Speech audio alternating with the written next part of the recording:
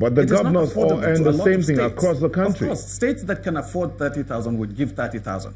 Okay, they are not saying they won't. Okay, states so that can the governors 30,000 would give what they can afford. Mr. And that's Barkindo, the most plausible explanation for these situations. I don't expect any governor to be forced. And besides, governors have said they are only going to pay, 50% in salaries, and the other 50% they're going to plow in education and, healthcare and infrastructure.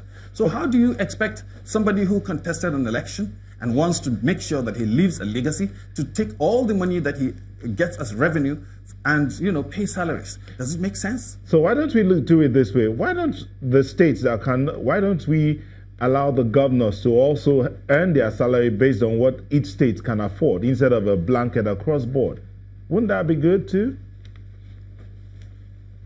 I can tell you I don't know how much a governor earns. So I don't know where you're getting your figures from. I didn't give any figure. I would say that, states have been able to organize themselves in such a way that they look, in the last couple of months, all states went back to their bases and looked at their economies and looked at the number of staff and looked at how they would be able to ameliorate the suffering of the masses. It's not, a blanket thing. And I don't think governors earn the same thing across board. I don't know about it. I don't know how much governors earn, but I don't think what you're saying is right. Okay, let me understand you, Mr. Bello-Barkindo. You're saying that governors say that they will pay 50% of their revenue on salaries and the other 50% on education, infrastructure, and the likes. Is that correct? That's right. Does that mean that the governors will not be sticking to the 30,000 naira minimum wage when it sails through? I cannot make a pronouncement on that right now because I would have to wait until governors meet and see how they decide on that. But at their last meeting, they decided that each governor can pay whatever he has, the capacity to pay. And I think that was arrived at because, they discovered that there was disparity in the revenues of states. And that, I think, came because some states had already offered more than the 22,500 in previous meetings. So they decided that, well, if you can pay more than that, but this is the threshold, is the bottom line. Everybody should be able to pay 25,500. But remember, that's also a struggle because while they were paying 18,000, a lot of states could not pay. They had to rationalize and do a pro rata arrangement where some people got money and some people didn't. So this 22,500, I think, is magnanimous, no matter what anybody thinks about it. Well, we've since been joined by Comrade Emmanuel Ugboaja, who is the head of internal and industrial relations of the NLC. Thank you for joining us this morning. Well, I'm sure you heard the last bit of what Mr. Bello-Barkindo has said. So for Labour, that suggests it's not yet uhuru about this 30,000 naira minimum wage. Yeah, thank you, Chamberlain. It's always a struggle, but I'm shocked that my brother here says he has to find out what governors earn. He doesn't need to find out. He works with the governors. It's a function of law. The same way we're looking for a function of law. The Revenue, Fiscal and Mobilization and Allocation Committee has determined what is the salary of a governor. So it's not a function of, let me go and find out. It's uniform. Whatever he then decides to play around with is by the side. But the wage of a governor is uniform across the states. So it's not a function of, I don't know what they are paid. It's known. It's verifiable. It's a function of law.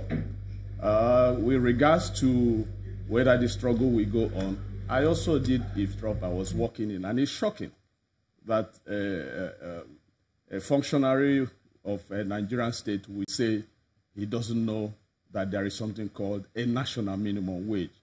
You don't need to go to any library now. On your phone, you can Google it. It's common knowledge that countries across the globe have what is called a national minimum wage. That is the baseline below which no worker in that country, salaried, will have to earn. Outside that, individual employers, including states, including provinces, including local governments, including private sector employers, manufacturing, housing, real estate, maritime, have the capacity to then bargain with the workers to do better. But nobody goes below that threshold. It's a function of law. And we can't be lawless. And that is the irony. Because it's shocking when you're talking of legislation. It's not going to be decreed. It's not going to be... it's something that is going to be legislated upon for the Nigerian state.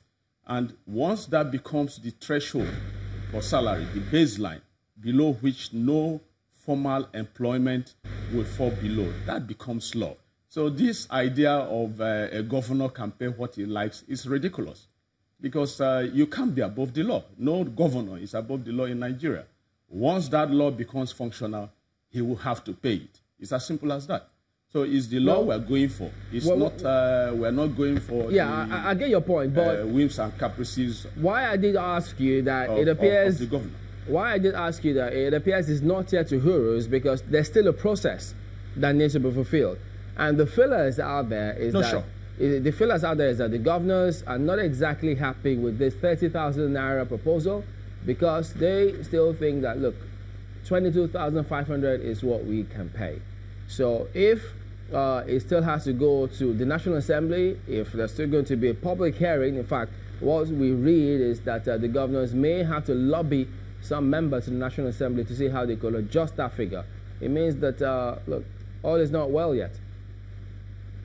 No, I agree completely with you. The truth of the matter is, if you go down memory lane, the history of the minimum wage struggle, at no time, these governors are no exception.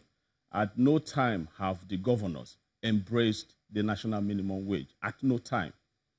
When we got it at 11, they didn't embrace it. When it was 5,500, they didn't embrace it. It takes a struggle, even when the law is passed. It takes a struggle to have the implementation. But then we still move towards its dialogue. They will lobby, who will lobby. The truth of the matter is what he said before that made some sense is when you talk of priorities. What will be the priority of the governors? Will it be hiring private jets to come to Abuja twice a week? Would that be the priority? Or would the priority be to deliver service? Because it's as if we're talking of a Father Christmas doling out gifts on Christmas Day. No, you are paying for services rendered, for Christ's sake. Because when we talk about wages, it's as if people are sitting at home and then governors will have to come and give them dole out stuff to them. No, we're talking of wages for services rendered. So if the governors say they are not rendering services, governors don't give injections, governors don't clean hospitals, governors don't take care of the roads, the waste. Workers do, and you have to remunerate these workers. You are not dashing them money. They don't sit at home and then you come at home to give them lottery winnings. No.